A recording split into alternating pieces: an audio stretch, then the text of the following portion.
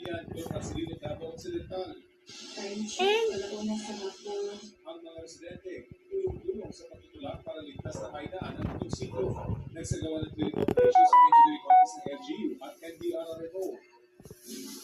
Sa barangay Biluwangan sa Macro Davao, binahagi ng kalsada matapos lumubos ang malakas na ulan. Sa kuwang ito ng isang residente, makikitang pinasok na ng tubig ang kanilang bahay.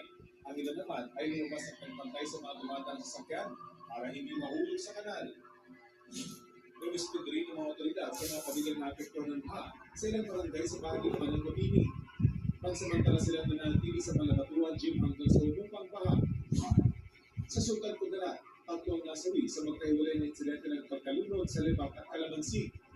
Nakahanda na ang tulong pinansyal mula sa lokal na pamahalaan para sa naiwang pamilya ng mga biktima. Ilang pangunahing kalsada naman sa Davao City ang nalubog sa baha na nagpabagal sa daloy ng trapiko.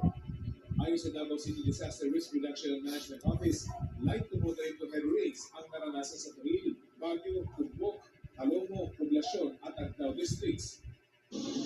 Malakas na ulan din ang naranasan sa barangay Tiguco dahilan ng pagbaha sa highway, kaya nahirapang makasakay ang mga pauling residente.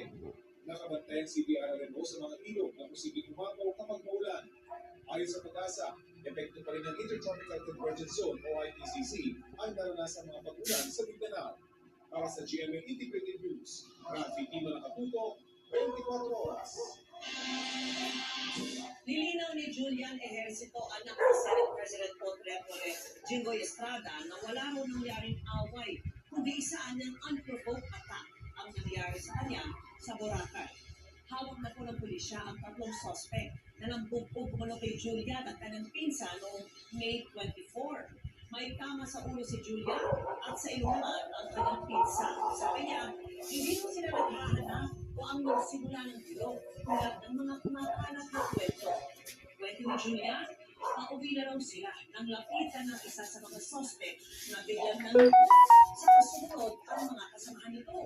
Ang ni Julian, binubog sila ng walang dahilan.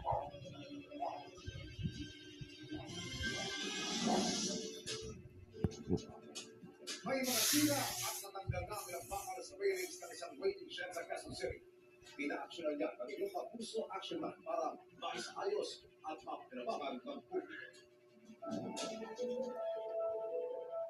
Malaking pakinabang sana ang waiting shed na ito sa isang bahagi ng Malakas Street sa Barangay Pinyakan, Quezon City. Dalaw sa harap ang isang eskwelahan sa Luzon.